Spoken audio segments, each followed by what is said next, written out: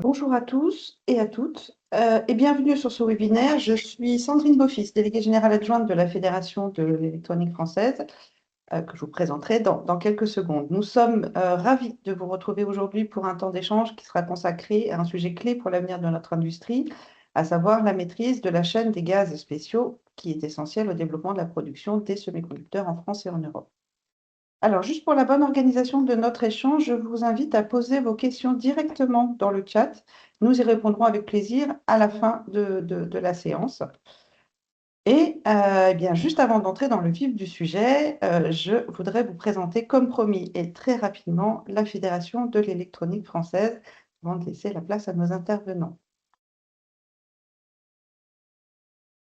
Alors, la Fédération de l'électronique française est toute récente, hein. Elle a été créée début 2025 et n'est active que depuis le tout début de l'année 2026, avec une ambition simple qui est d'unir les acteurs de l'électronique pour faire rayonner une filière, qu'elle soit stratégique, vitale et en pleine transformation. Qui nous sommes? Cette fédération, elle est née de la volonté de rassembler. Nous réunissons aujourd'hui 3 syndicats majeurs que vous connaissez peut-être, qui sont Axiel, donc ancien syndicat pour les composants, les fabricants de composants, le SNES, ancien syndicat qui réunissait les EMS, et le SPDUI, ancien syndicat qui réunissait les distributeurs. Et nous avons tous les 3 choisi de parler d'une seule voix pour porter les enjeux de toute la filière. Notre écosystème est plutôt vaste. L'industrie électronique irrigue tous les secteurs, que ce soit l'automobile, l'aéronautique, la santé, le spatial, les télécoms, la défense et bien d'autres, évidemment. Et d'ailleurs, l'électronique n'est pas un secteur parmi d'autres, hein, c'est bien la colonne vertébrale de l'innovation française. En termes de gouvernance, nous avons à notre tête en tant que présidente Frédéric Legrebez, qui est secondé par Vincent Bédouin. Donc Frédéric Legrebez, qui est CEO président des affaires publiques France et Europe chez ST Microélectronique. Elle est secondée par Vincent Bédouin, qui est PDG chez Lacroix, et par Alain Gorec, qui est le président d'AG2C Innovation.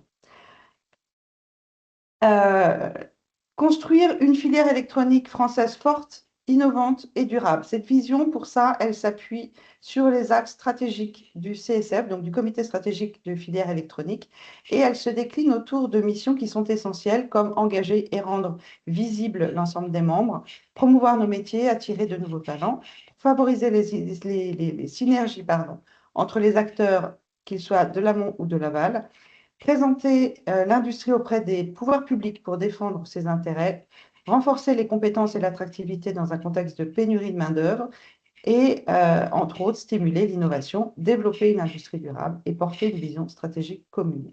C'est cette cohérence collective qui nous permet d'avancer. Alors, quelques chiffres clés. La filière électronique pèse lourd, hein, c'est 18 milliards d'euros de chiffre d'affaires, 80 000 emplois directs, 170 000 emplois indirects, et au moins 5 000 recrutements par an. Et ce sont aussi 250 adhérents qui sont engagés à notre côté. Ces chiffres montrent une réalité. Notre filière est essentielle en croissance et en quête permanente de talents. Alors, comment nous sommes organisés en interne? Pour structurer notre action, nous nous appuyons sur 7 collèges qui couvrent l'ensemble des métiers de la filière: semi-conducteurs, composants, assemblage, distribution, logiciels embarqués, recherche et formation, équipements et services. Et nous animons également des commissions et des groupes de travail qui sont dédiés, donc qui sont plutôt transversales, l'affaire sociale, environnement, international, automobile, statistique, par exemple, et qui permettent à nos membres d'anticiper les mutations sociales, réglementaires et technologiques. Alors, on a affaire à un écosystème très large, je ne vais pas vous l'apprendre.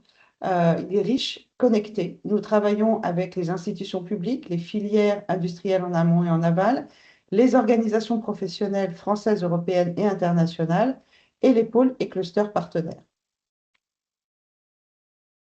Voilà, c'était une petite présentation rapide, juste avant d'entrer dans le vif du sujet. Merci de m'avoir écouté. Si vous avez des questions, bien entendu, je reste disponible.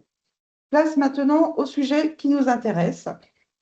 Aujourd'hui, c'est les gaz spéciaux. Donc, ce sera l'occasion pour vous de mieux comprendre les défis majeurs, qu'il s'agisse d'approvisionnement, de transformation ou de traitement des gaz, et les enjeux de santé, d'environnement et de sécurité qui y sont associés. Nous avons la chance aujourd'hui d'accueillir 2 acteurs incontournables du secteur, que sont Air Liquide, représenté par Nicolas Gosset, et Edwards Vacuum, représenté par Mario Rino. Ils partageront avec nous, leur expertise et leur vision. Et leur regard croisé nous permettra d'éclairer les leviers de souveraineté et de pérennité de notre filière. On va commencer par Nicolas Gosset. Nicolas est responsable de la stratégie business et du développement des matériaux avancés pour l'Europe chez Air Liquide.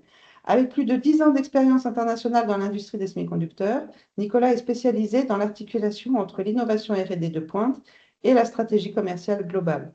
Il dirige actuellement la stratégie européenne du portefeuille de matériaux avancés d'Air Liquide en mettant l'accent sur la croissance, l'innovation et la résilience de la chaîne d'approvisionnement pour le marché européen de l'électronique. Nicolas, je vous laisse la parole. Merci beaucoup Sandrine. Alors je vais commencer par partager mon écran en espérant que vous puissiez tous bien voir et que vous m'entendez bien. C'est tout bon? C'est parfait, très bien. Alors merci pour l'invitation et sur cette intervention. Je vais vous parler dans les quelques minutes que l'on a pour échanger d'un sujet qui est très d'actualité, qui est effectivement les supply chains européennes pour les gaz électroniques et les précurseurs avancés en Europe et les implications géopolitiques qui affectent ces supply chains, notamment les évolutions géopolitiques récentes. Donc, je voulais recommencer par faire un petit rappel du semi-conducteur. Alors, je vais vous parler de l'Europe, mais ça se décline très bien à l'échelle de la France. On est sur les mêmes constats. Donc, aujourd'hui, on voit plein de projets d'expansion du semi-conducteur en Europe, des nouvelles fabs, des nouveaux acteurs, ce qui est très bien. Il est bon de se rappeler dans ces temps-là que le semi-conducteur se repose sur un manufacturing qui est très complexe et qui implique beaucoup de choses. Que ce soit des gens avec le bon background et les bons skills, que ce soit la R&D, la propriété intellectuelle, les bons équipements. Et on a Edwards après qui va pouvoir nous parler notamment des traitements de gaz et de la partie abattement. Les bonnes infrastructures, mais également les matériaux. Donc chez Air Liquide, on voit il y a plein de matériaux. Ça commence par les substrats, les dopants, les cibles de métaux et ainsi de suite. Et bien sûr, les gaz spéciaux et les matériaux avancés pour l'électronique. Donc chez Air Liquide, on est un fournisseur notamment des systèmes de distribution pour ces gaz et chimie et aussi des matériaux. Et donc je vais pouvoir vous partager notre vision sur notamment ces gaz et matériaux avancés de ce qui se passe en Europe et en France. Donc quand on parle des gaz pour l'électronique, il faut les diviser en deux catégories. On a les gaz ultra purs, mais qui sont des gaz, on va dire, vecteurs standards. Donc, qu'on extrait de l'air, avec des grosses unités de séparation de l'air, comme on peut voir ici. Donc, on a parmi ces gaz l'azote, l'oxygène, l'argon, l'hydrogène. Et donc ça, c'est, comme je disais, c'est de l'extraction de l'air que l'on fait, et donc c'est du sourcing local. C'est sur le site client ou c'est approvisionné depuis des sites locaux en France ou en Europe. Et puis, il y a les matériaux avancés pour l'électronique, pour réaliser toutes les étapes de process électronique essentielles, que ce soit le dépôt, la lithographie, la gravure, le nettoyage de chambre, et ainsi de suite. Donc, beaucoup de gaz réactifs, ce qu'on appelle les Electronic Specialty Materials chez nous. Donc, vous avez là-dedans le silane, le germane, le SF6, le NF3, tous les gaz spéciaux auxquels vous pouvez penser. Et là, on n'est plus sur des supply chains locales, on est sur des supply chains mondiales. Si on zoome sur cette partie, sur les gaz spéciaux de l'électronique, et donc ces supply chains associés, en fait, si on fait un mapping aujourd'hui, ce qu'il faut bien garder en tête comme message, c'est qu'on se rend vite compte qu'il n'y a plus beaucoup de ces gaz spéciaux qui sont faits en Europe aujourd'hui. Donc, on en a à peu près un quart. Nous, on a fait l'exercice chez nous. On en a à peu près un quart qui sont encore sourcés ou sourçables en Europe. Et encore certains dans la liste c'est des choses qui changent vite. Donc on pourra en reparler, mais certains dans cette liste risquent de ne plus être sourçables en Europe prochainement si les choses continuent comme ça.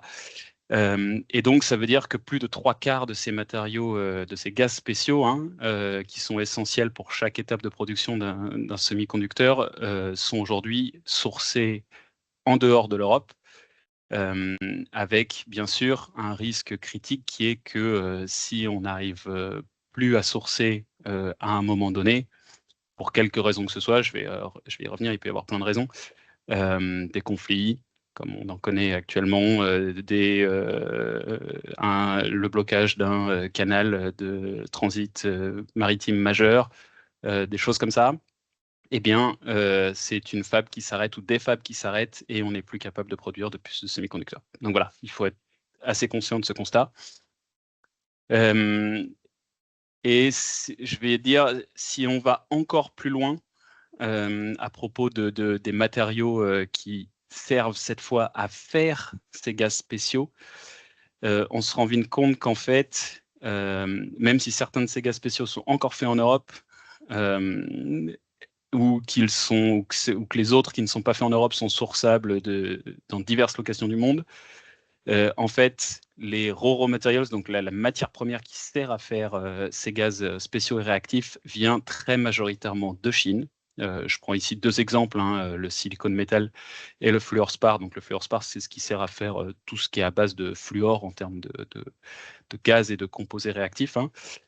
Il y a une très très forte emprise de la Chine sur toutes ces matières premières. Et donc, ce qui veut dire qu'aujourd'hui, en Europe, pour le sourcing de tous ces gaz spéciaux qui nous servent à faire nos semi-conducteurs, on est extrêmement dépendant de la Chine. Voilà. Donc, c'est un constat qu'il faut bien avoir en tête. En plus de ça, vous n'êtes pas censé... Enfin, je pense que tout le monde suit l'actualité, donc vous voyez bien les divers impacts qu'a la géopolitique aujourd'hui, qui est très mouvante, avec des tarifs qui peuvent s'appliquer, des licences d'export. Là, on a un conflit au Moyen-Orient qui impacte des canaux maritimes majeurs et donc tout un aspect logistique qui devient de plus en plus complexe et de plus en plus coûteux. Donc aujourd'hui, ce qu'on voit, c'est que dans les années récentes et passées, il y a eu des problématiques sur plus ou moins toutes les routes maritimes majeures pour approvisionner ces gaz spéciaux et ces matériaux avancés en Europe. Que ce soit le canal de Panama, le canal de Suez, il y a quelques années, on s'en souvient, avec son blocage, le détroit d'Ormuz aujourd'hui qui est bloqué, des licences d'export sur les matériaux avancés depuis la Chine, sur les terres rares, notamment le germane, le gallium, qui se mettent en place, des tarifs depuis les US, et ainsi de suite, et ainsi de suite. La guerre en Ukraine avec la Russie aussi, qui a impacté d'autres gaz tels que le néon, et voilà. Les exemples sont multiples. Ce qui veut dire quand même qu'on, non seulement on ne fait plus ces gaz avancés en Europe, mais en plus, on est à risque de ne plus pouvoir les sourcer. Donc, le constat que nous on fait Air Liquide, en tout cas, c'est de se dire que il y a un besoin urgent pour être capable de refaire et de ressourcer ces matériaux stratégiques ou certains de ces matériaux stratégiques en Europe si on veut pouvoir faire grandir l'industrie du semi-conducteur et de l'électronique en Europe, et notamment en France. Peut-être une précision, la plupart, là j'ai parlé beaucoup des voies maritimes, la plupart des matériaux dont on parle, des gaz spéciaux ou des matériaux avancés, ne voyagent pas par air ou très peu. Très vite, en fait, pour des raisons de sécurité ou de régulation ou de quantité, c'est les voies maritimes qui importent. Comment nous, Air Liquide, on essaye de pallier à ça? Donc, on a un centre de matériaux avancés et d'électronique specialty gases, donc de matériaux de gaz spéciaux pour l'électronique, qui est situé en France, à Chalon-sur-Saône. C'est un site historique pour nous, qui date de 84 et qui a extrêmement changé au cours du temps. On a fait énormément d'investissements pour moderniser ce site, pour le mettre à la pointe de la technologie, avec des capacités de fournir des précurseurs avancés pour le semi-conducteur, tous les gaz spéciaux, avec tous les prérequis en termes de qualité, d'import, d'export, de distribution en Europe et ainsi de suite. C'est vraiment un hub duquel on sert, sur lequel on fait aussi des stocks stratégiques pour être capable, voilà, dans des temps où il y a des problématiques de logistique ou de supply chain, d'être capable de continuer à fournir nos clients en Europe. Et donc, c'est vraiment un site pour nous qui est l'emblème de ce que l'on veut, de notre ambition européenne pour soutenir l'industrie du semi-conducteur et de comment on peut répondre à certaines de ces problématiques de supply chain. Mais néanmoins, ça demande des partenariats et des visions long terme. Pour peut-être finir sur une si le constat que nous on fait, c'est que si on veut continuer à être capable de fabriquer de manière durable et soutenable des semi-conducteurs en Europe, il y a un besoin évident de renforcer nos supply chains, notamment sur les parties gaz spéciaux pour l'électronique et matériaux avancés. Ça passe par un pilier que nous relaye à l'échelle de l'Europe, quel du sponsoring de secteur, et qui est autour de la prise de conscience de ce que je vous ai présenté, qui est le fait que aujourd'hui on ne source que plus d'Europe, très peu, et qu'on est à risque de ce niveau-là. Un deuxième pilier autour de la stratégie, où il faut qu'on arrive à construire ensemble une stratégie de supply chain et de fabrication de ces matériaux avancés en Europe pour se dérisquer. Mais ça doit être fait à l'échelle de pays ou de l'Union européenne. Et puis, la prise en compte des fournisseurs de matériaux et des supply chains sur la partie funding, subsidies. On parle de European Chip Act. Donc, dans le European Chip Act 1, par exemple, la partie supply chain et fournisseurs de matériaux était complètement absente. Aujourd'hui, dans le European Chip Act 2, les choses peuvent changer. Et donc, c'est ce message que nous, on essaye de porter et sur lequel on a besoin évidemment de l'aide de tout l'écosystème. En dehors de ça, il y a aussi un deuxième volet sur lequel je voulais venir, qui est que le semi-conducteur plus semi-conducteurs deviennent de plus en plus complexes et de plus en plus avec des fonctions spécifiques, variées. Et donc ça nécessite les gaz standards, mais aussi de l'innovation et des nouveaux matériaux. Et Air Liquide a été un acteur historique de ça, avec ce qu'on appelle notre division matériaux avancés pour l'électronique et pour le semi-conducteur. Donc en fait, Air Liquide est un acteur, on fournit des précurseurs liquides avancés pour les étapes de dépôt. Vous connaissez peut-être certains des noms ici de gamme de produits, mais aussi des gaz de gravure alternatifs sous le label Enscribe, qui ont pour vocation non seulement de permettre de l'innovation sur les procédés de gravure, c'est-à-dire d'amener des choses plus performantes qu'aujourd'hui, mais aussi ce sont des gaz qui sont plus verts et plus respectueux de l'environnement, et donc de faire en sorte que l'on puisse de faire du semi-conducteur durable et vert. Ça a pour conséquence également, avec le site de Chalon-sur-Saône que je vous ai montré, de pouvoir avoir plus d'alternatives sur des supply chain et des sourcing de matériaux qui sont indépendants de la Chine, voire faits en Europe, notamment sur le site de Chalon-sur-Saône, sur la partie matériaux avancés. Nous faisons des matériaux avancés que nous livrons de par le monde avec des supply chains entièrement européennes. Donc là, pour la deuxième partie de cette intervention, je vais m'attarder notamment sur ces nouveaux gaz de gravure Enscribe, avec la problématique double de la partie réduction de l'empreinte carbone des procédés semi-conducteurs, et aussi le fait que ces gaz sont une alternative aux supply chains entièrement chinoises. Donc, peut-être un rappel rapide, mais l'industrie du semi-conducteur, on estime que les émissions de gaz à effet de serre mondialement par an, c'est des chiffres qui datent d'il y a quelques années, mais on estime que c'est 50 milliards de tonnes. D'accord ? Si on rassemble ça à l'échelle du numérique, on est plus sur 1,2 milliard de tonnes et 175 millions de tonnes pour l'industrie du semi-conducteur, mais ça évolue très vite. C'est à peu près 4% des émissions mondiales, mais avec des tendances telles que l'intelligence artificielle et autres, c'est des chiffres qui évoluent très vite. Et qui doivent être contrôlés, limités, si l'on veut être capable de respecter l'ambition mondiale que l'on a tous d'un réchauffement contrôlé à 1,5 ou 2 degrés, pour avoir une planète durable pour les générations futures.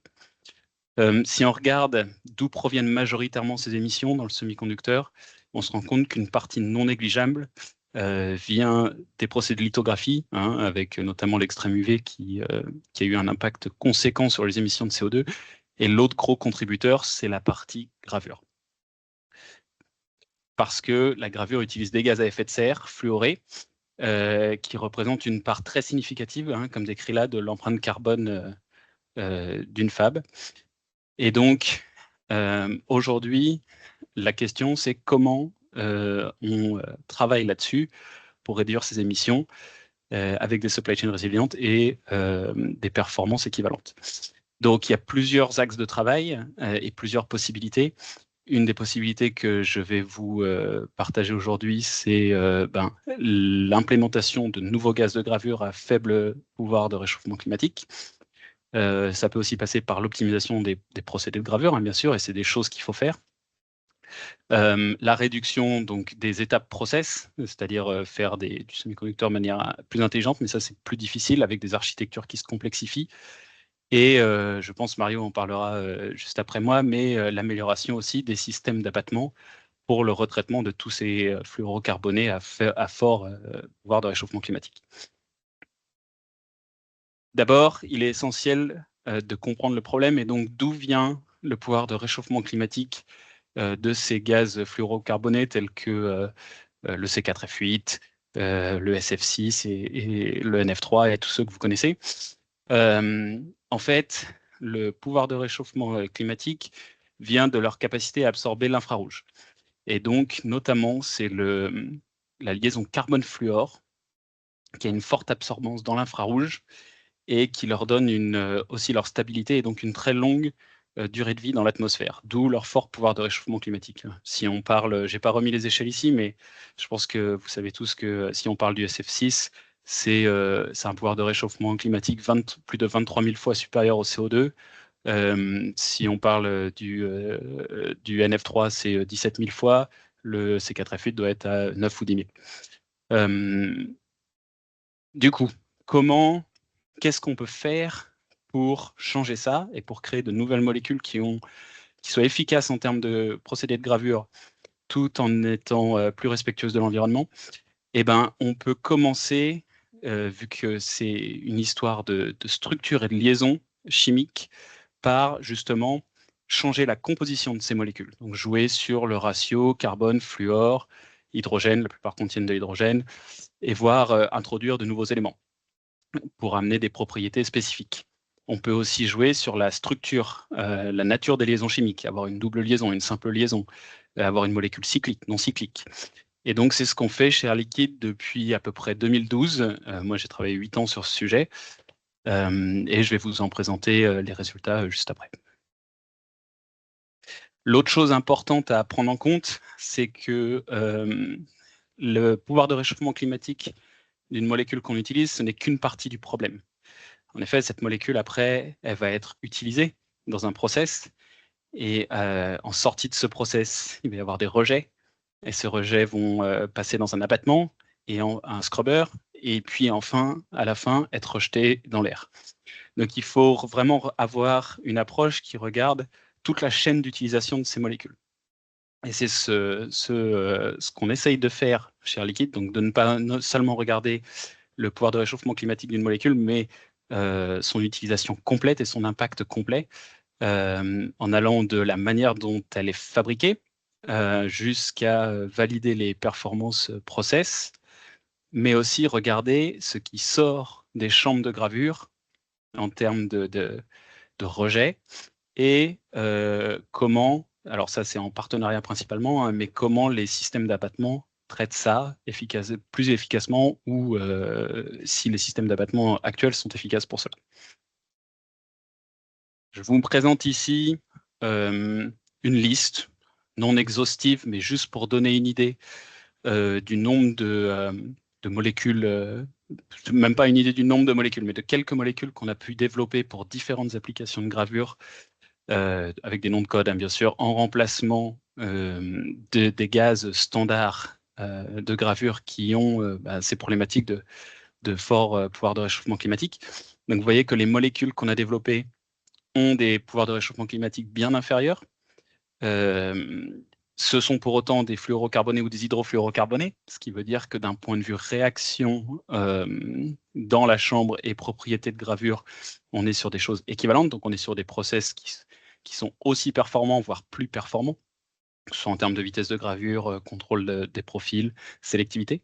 Ce qu'il est important de noter, c'est qu'il n'y a pas de remplacement plug and play à une molécule donnée.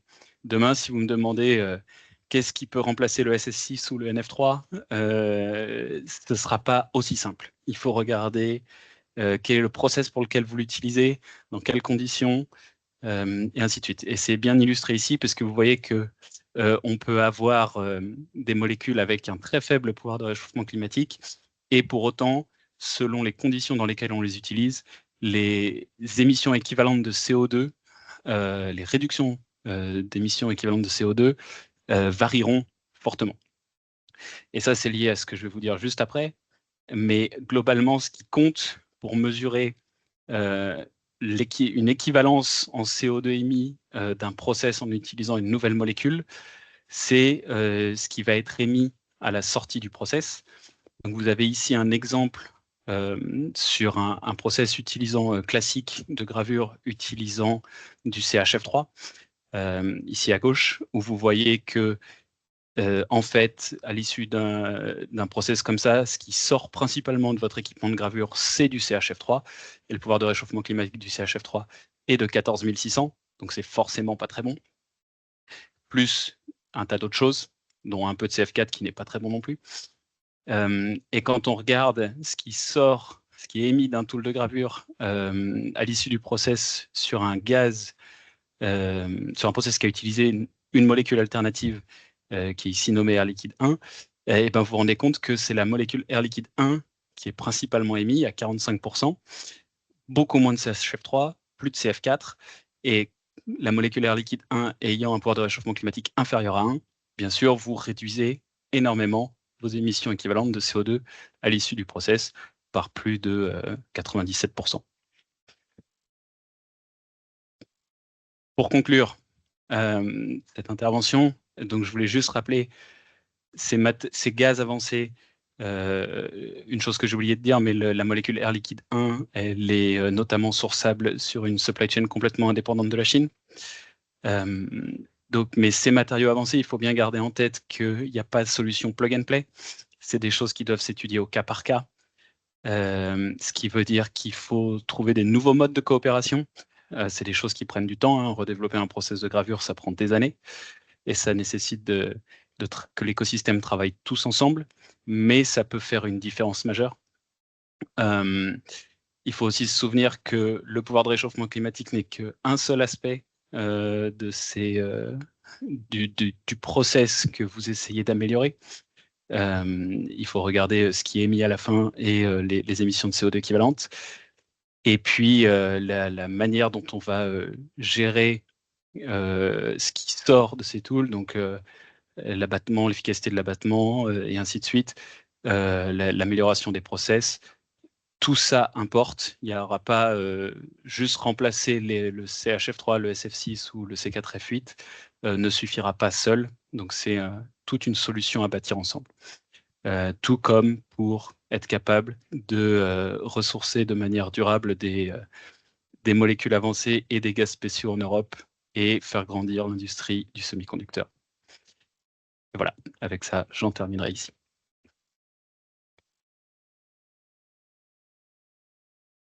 Merci beaucoup, Nicolas.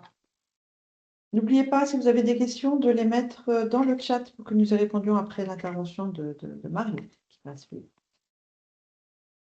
Alors justement, on va donner maintenant la parole à Mario. Je fais une petite présentation ici. Donc, Mario Rino, ingénieur polyvalent comptant plus de 15 ans d'expérience dans la gestion de projets, le développement de produits et l'assistance technique et la clientèle dans les secteurs de haute technologie comme les semi-conducteurs, l'automobile ou encore l'énergie. Mario a une expérience avérée dans la promotion de l'innovation produit et l'alignement des besoins des clients sur les objectifs commerciaux. C'est à vous, Mario. Merci, Sandrine. Je vais partager mon écran.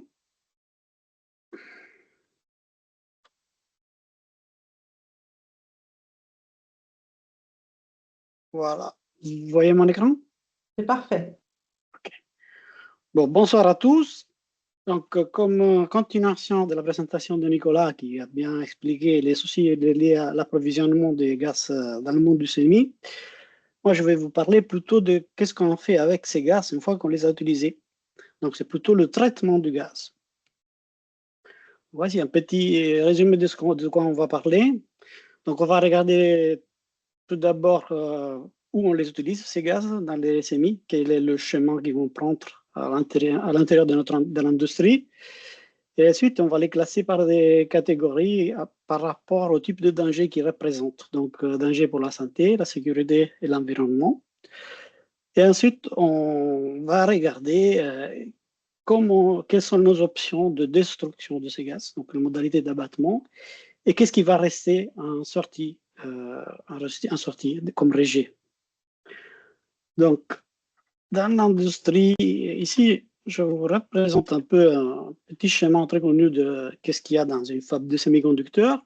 Dans un étage intermédiaire, au premier étage, il y a un tool qui est celui qui va réaliser le dépôt, les étapes de process sur la plaque. Pour ce faire, il aura besoin d'utiliser un certain nombre de gaz. Ici, il y en a certains qui sont utilisés. Et ces gaz, ils sont d'habitude des gaz pas vraiment les plus simples. Disons, ce sont des gaz typiquement corrosifs, explosifs, inflammables, dangers pour la santé. Donc ces gaz, ils rentrent dans ces chambres de réaction et peuvent engendrer la production d'autres types de gaz, des sous-produits. Ici, on en a reporté quelques-uns. Ces sous-produits, ils ont les mêmes soucis des gaz d'entrée, et plus des fois, ils peuvent amener à la production des couches, en fait, de matériel dans l'état solide qu'on va pouvoir retrouver dans la tuyauterie qui est en aval du système de production. Parce que le système de production, il utilise une pompe à vide qui a le rôle d'aspirer les gaz qui sont utilisés. Ces gaz, ils peuvent passer à travers toute la tuyauterie, passent à travers la pompe, ils peuvent condenser, ils peuvent générer de la corrosion, ils peuvent endommager les équipements. Voilà. Ils peuvent réagir entre eux. Ensuite, ils sont expulsés par la pompe.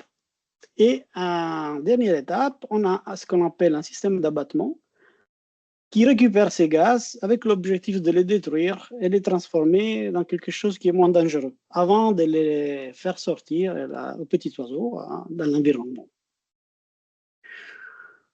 Donc, on identifie 3 raisons principales pour abattre ces gaz, parce que ces gaz, comme on a vu, représentent un danger pour la santé, un danger pour la sécurité et pour l'environnement. On va donc regarder un peu plus en détail ce que ça veut dire.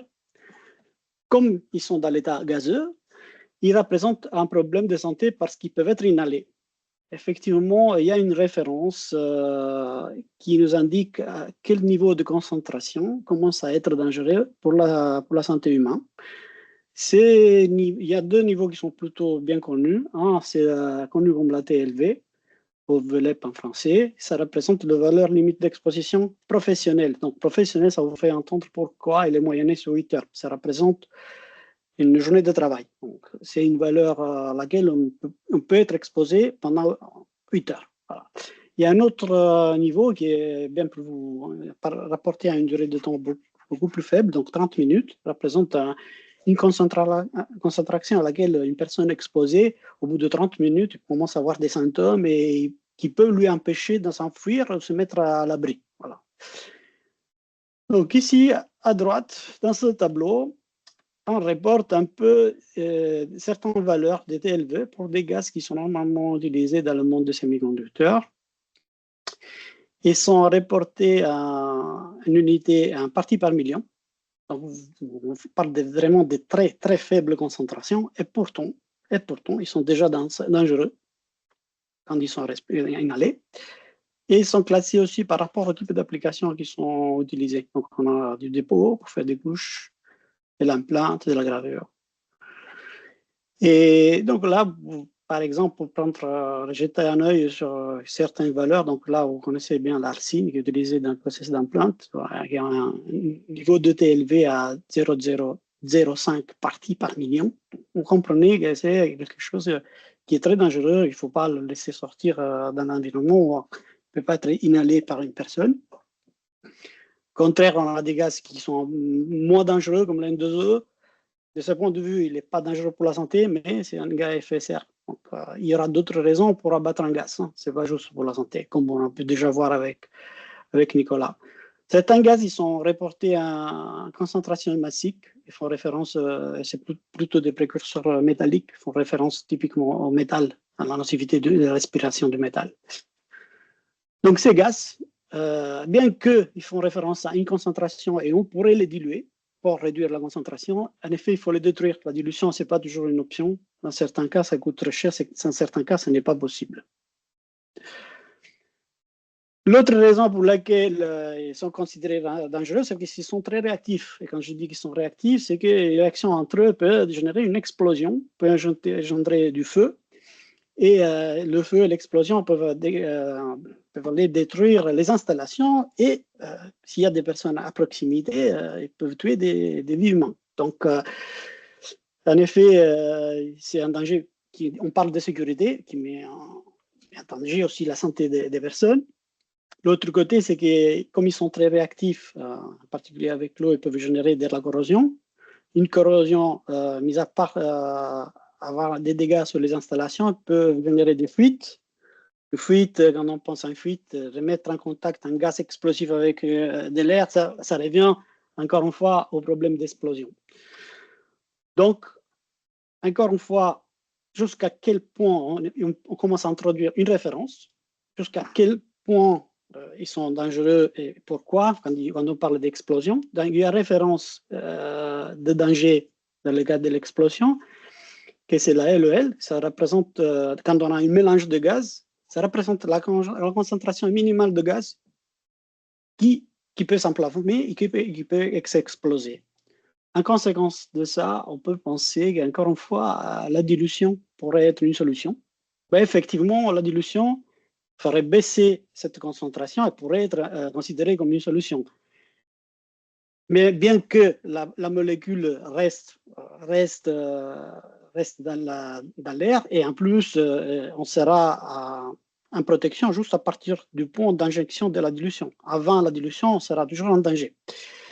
Et en plus, il faut qu'on là, je vous reporte un tableau avec les valeurs de LEL, dans concentration en volume qui commence à être dangereux. La plupart de ces gaz, ils sont utilisés dans le monde de l'industrie en quantité inférieure à 1 SLM, ce qui rend encore envisageable la dilution dans certains cas. Mais il y en a un en particulier, c'est l'hydrogène, c'est un des plus dangereux et plus explosifs, qui, bien qu'il a une seuil de LEL à 4%, qui n'est pas parmi les plus basses, il est utilisé en quantité pas faible. Donc, on peut avoir, en particulier dans les process d'EPI, on peut arriver jusqu'à 200 SLM d'hydrogène, ce qui rend pratiquement impossible la dilution. C'est pourtant, ces gaz, ils doivent être détruits, encore une fois. Et le dernier, c'est celui le plus connu, qui est déjà introduit par Nicolas, c'est qu'il y a pas mal de gaz, surtout dans les process de gravure, qui sont des gaz à effet de serre, qui absorbent une partie du rayonnement et remet des effets thermiques, donc ça favorise le réchauffement climatique, avec toutes les conséquences qu'il y a sur la vie, sur la biodiversité qu'il y a sur la Terre. En plus, quand ils sont dispersés dans l'air, ils peuvent réagir avec l'eau, ils peuvent passer dans l'eau, donc mettre en danger aussi les animaux, les végétaux. Voilà. Parmi ces gaz à effet de serre, le plus connu, c'est le monoxyde de carbone, même si ce n'est pas celui qui fait plus de dégâts. En effet, comme on a pu déjà voir parmi ce qu'il nous a dit Nicolas, en effet, là, je vous reporte un peu quelques valeurs de la référence. Encore ici, il y a une référence pour comprendre jusqu'à quel point un gaz est un danger pour l'environnement. C'est justement le potentiel de réchauffement global. Donc, c'est pratiquement le potentiel que chaque gaz a rapporté à la valeur de monoxyde de carbone. Donc, si le monoxyde de carbone a une valeur 1, pour faire référence, le CF4, il aura une valeur 6630 à 100 ans. Ça veut dire qu'il est beaucoup plus impactant. Et en plus, le gros souci, c'est que ce type de gaz, il reste dans l'atmosphère pendant des années, beaucoup plus d'années que le CO2. Donc, une fois qu'ils sont dispersés dans l'environnement, en fait, on ne pourra plus en libérer. On part jusqu'à 10 000 années. Hein. Donc, malheureusement, cette fois, le mécanisme de dilution ne va pas pouvoir nous aider. Une fois que la molécule est dans l'environnement, va agir et on ne pourra pas la diluer. Donc, ils sont à détruire. Donc, maintenant, on va regarder comment on fait pour les détruire. Donc, l'idée, c'est qu'il y a une molécule, il faut la casser. Et pour faire cela, on a besoin de subministrer une énergie. Il y a plusieurs méthodes pour casser des choses, mais dans ce cas-là, on ne pourra pas utiliser l'impact parce que les molécules sont trop petites. On ne va pas pouvoir les impacter une par une. Du coup, la méthode plus utilisée, plus facile à mettre en place, c'est de subministrer de l'énergie en subministrant de la chaleur. Une fois que la molécule sera cassée, on pourra essayer de la faire recombiner, la transformer en autre chose moins dangereuse, éventuellement la faire passer dans l'eau et ensuite traiter l'eau. On a donc typiquement deux types de solutions pour subministrer de la chaleur pour casser la molécule. C'est en utilisant une combustion, donc on aura un brûleur, ou en utilisant un plasma, donc en utilisant un gaz neutre qui est ionisé. Une fois que ce gaz la molécule sera cassée, il y aura un deuxième passage dans un système de destruction, l'abattement, et c'est le laveur qui favorisera le passage de ce qui reste dans l'eau.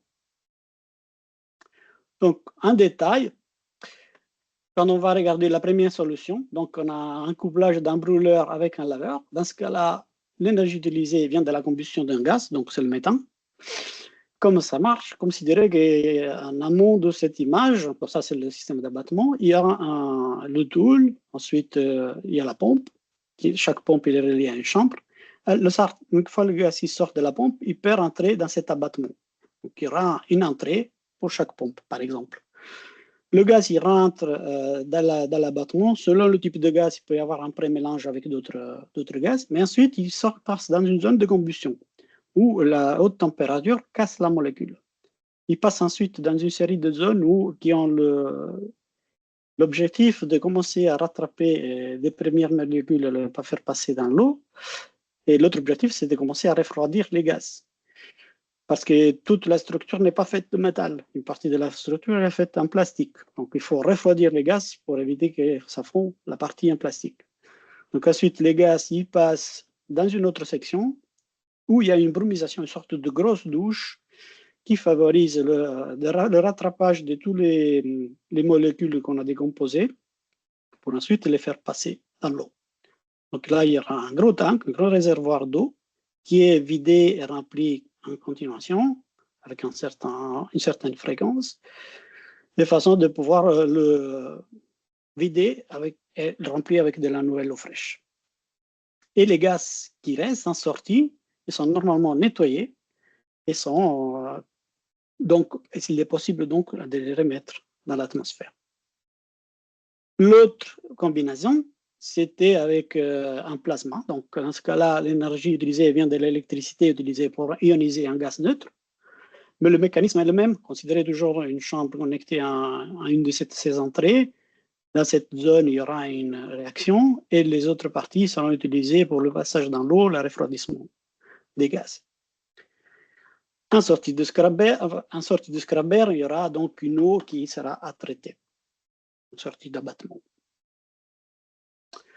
Donc, qu'est-ce qu'on aura en sortie d'abattement?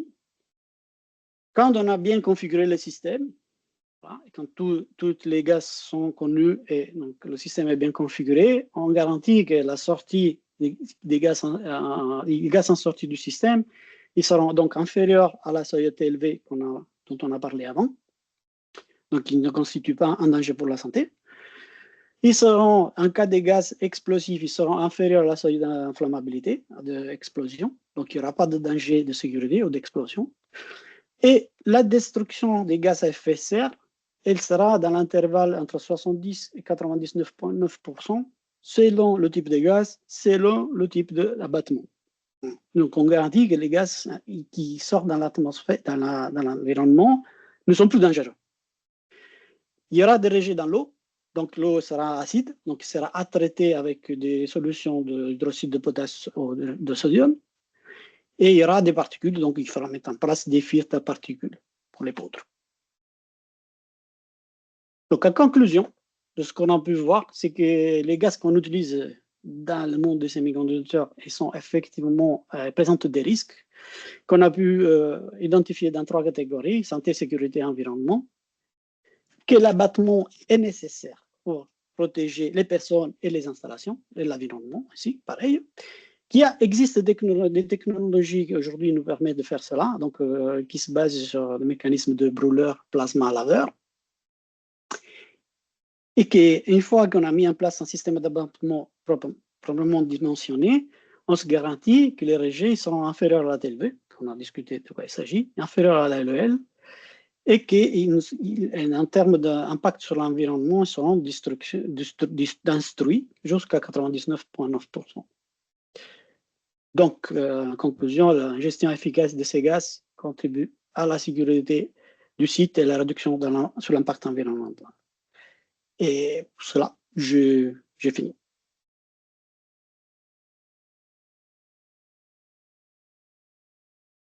Merci beaucoup, Mario. Je vous propose maintenant qu'on passe aux questions. On a déjà des questions, 1 ou 2 questions dans le chat, n'hésitez pas à les poser. La question de Julie Poulet. Question pour Nicolas. Utilisez-vous la méthodologie ACV pour valider la durabilité de ces nouveaux gaz versus les gaz habituels, au moins pour la partie production? Et partagez-vous ces résultats d'ACV à vos clients pour leur propre calcul d'émissions? Alors, merci pour la question tout d'abord. Et oui, tout à fait. On utilise. Alors, c'est dur d'avoir une méthode ACV, de construire une méthode ACV complète, puisque ça dépend aussi de ce que font nos fournisseurs et de comment ils produisent et des données qu'ils veulent bien nous partager. Mais autant que faire se peut, oui. C'est d'ailleurs le même principe qui est utilisé pour mesurer les émissions équivalentes de CO2 d'un process quand on utilise nos molécules versus les molécules standards. Mais donc autant que faire se peut, oui, sur la base des données les plus pertinentes possibles. Après, je sais qu'il y a également un projet européen, enfin un projet même français avec le OCEA, avec Genesis Subfab qui travaille notamment sur ces méthodologies et sur lequel voilà, Air Liquide aussi collabore. Merci Nicolas. Autre question pour vous. Vous dites que 80% du Fab Carbon Footprint vient des fabs. On entend souvent dire que ces fabs consomment aussi beaucoup d'électricité qui représente un fort impact sur les émissions de CO2. D'où vient cette valeur de 80%? Alors, il faut distinguer les différents scopes, scope 1, scope 2, scope 3. Là, on parle vraiment du scope 1 des fabs. Et donc, effectivement, il y a 3 catégories dans l'empreinte carbone des usines de semi-conducteurs. Il y a l'eau ultra pure, qui est un gros sujet, l'électricité et donc les gaz fluorocarbonés. Donc, en fait, si aujourd'hui, il y a notamment chez les acteurs européens et surtout français, on a fait je pense que l'écosystème a pas mal travaillé là-dessus et a fait des belles choses. Donc, il y a eu beaucoup de travail fait sur le recyclage de l'eau ultra pure, sur le sourçage d'électricité verte ou décarbonée autant que possible pour faire tourner l'industrie du semi-conducteur.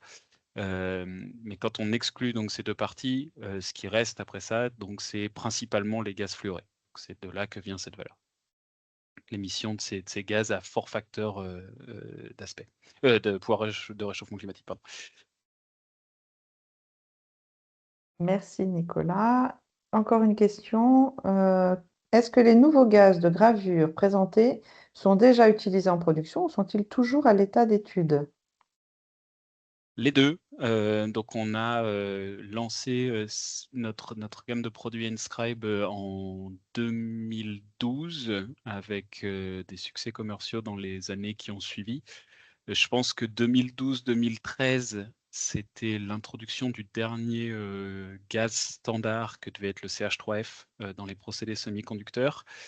Et donc ensuite, depuis, Air Liquide a introduit des nouveaux gaz de gravure sur le marché qui ont eu des succès commerciaux qui sont utilisés à la centaine de tonnes par an, hein, notamment en Asie, et qui ont eu, c'est la figure que je présentais avec Enscribe, pour conséquence de aussi réduire fortement les émissions de CO2 de nos clients utilisant ces nouveaux gaz de gravure. Donc, on a une expérience sur les faire à l'échelle industrielle et non pas qu'à l'échelle de la R&D. Après, sur le portefeuille que j'ai présenté de molécules, il y en a à tous les stages et tous les niveaux. Alors, encore une question.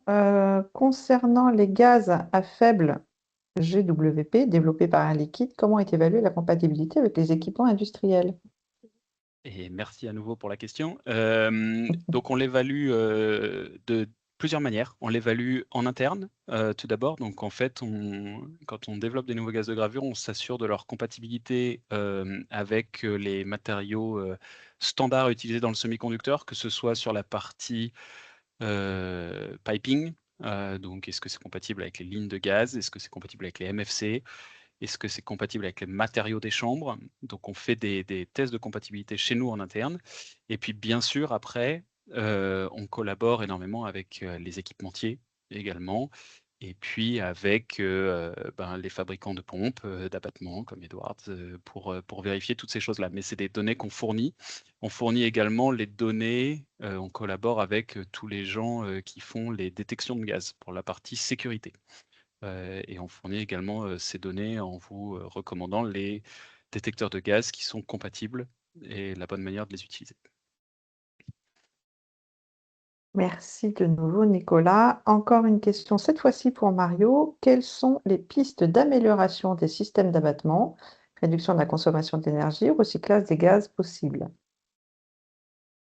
Oui, alors on a justement des projets en cours avec un produit qui sera lancé à la fin de cette année. Il y aura des trials qui commenceront en juillet.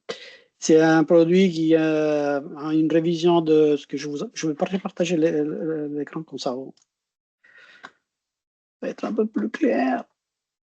Voilà. Donc là, je vous avais parlé du système d'abattement. Il y a des entrées qu'on appelle inlet. Donc, en effet, on va revoir la tête de l'abattement, cette zone de l'abattement, qui va avec une favorisation du mélange entre les gaz de process et les gaz qui vont réaliser la combustion, avec l'objectif de favoriser la combustion et réduisant la consommation de méthane jusqu'à 25%. En parallèle de ça, on vient de faire une release d'un autre produit qui peut être intégré avec les produits existants, qui permet de traiter l'eau directement dans l'abattement. Donc, l'eau, elle sort déjà neutralisée. Cela nous va permettre de baisser aussi la consommation d'eau.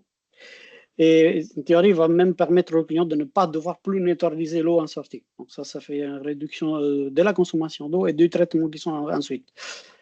Après, pour ce qui concerne le recyclage, on a aussi des produits pour le recyclage de l'hydrogène, des fois sur les produits, typiquement sur les IUV. Donc, c'est un produit pour la lithographie. Ça s'appelle HRS. C'est un système pour la récupération de l'hydrogène. On a des projets encore qui font partie de Genesis pour le recyclage de certains gaz rares, pour le recyclage de certains métaux qui sont utilisés dans le MOCVD, par exemple. Ils sont à niveau de projet, ils ne sont pas encore des produits. Il reste derrière, au-delà du recyclage du métaux, il y a toute la chaîne de récupération des métaux et la redistribution derrière, qui aujourd'hui n'existe pas. Ce que je veux dire, c'est qu'un jour, on va peut-être réussir à recycler certains métaux, mais aujourd'hui, on n'est pas prêt pour les récupérer et les réutiliser pour faire des gaz, pour les utiliser pour la production. On est, comment dire, on est peut-être plus à l'avance sur le recyclage que sur la réutilisation une fois qu'on les a recyclés. Parce qu'aujourd'hui, on n'a recyclé pas des quantités assez élevées pour ensuite justifier une nouvelle chaîne de redistribution. Merci Mario. Et une dernière question pour tous les deux. La solution semble être la combinaison de gaz à faible GWP qui sont fortement abattus. Est-ce qu'aujourd'hui, il y a des interactions particulières entre Air Liquide et Edwards, par exemple, pour s'assurer que ces gaz sont effectivement plus vertueux post-abattement? Alors, qui Mario, est-ce que répond? tu veux prendre la question Alors, aujourd'hui, on n'a pas vraiment fait d'interface, on n'a pas fait d'études sur ce sujet. Il y a des tests qu'on peut facilement faire. Hein. On peut les faire passer dans un abattement et faire une détection à la sortie. Ça, c'est pas vraiment compliqué. Après, ça dépendra beaucoup des débits qui sont utilisés par les clients.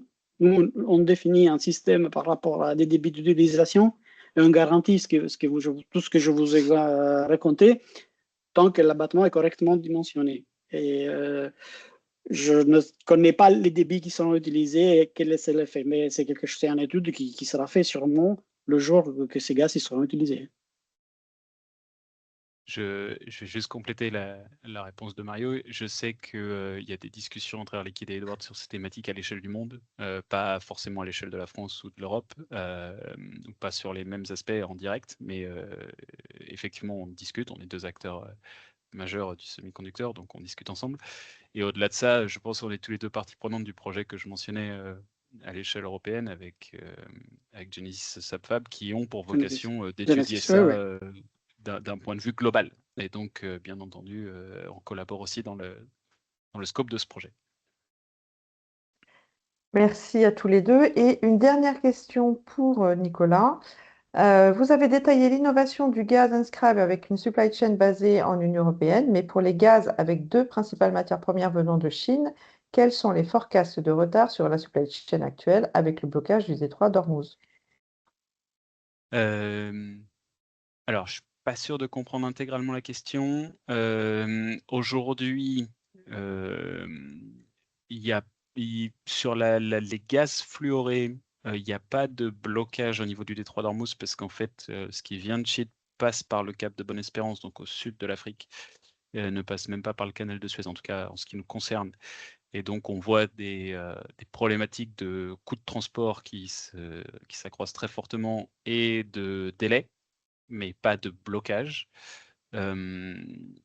En ce qui concerne le détroit d'Ormuz et ce qui se passe au Proche-Orient, on est plus sur des problématiques liées à l'hélium, hein, qui est aussi un gaz important, gaz spéciaux, qu'on ne source pas en Europe également, et dont le Qatar, je pense que les personnes qui sont autour de ce call en ont conscience, mais représente 40% de la production mondiale, hein, environ, donc voilà, des impacts qui sont majeurs.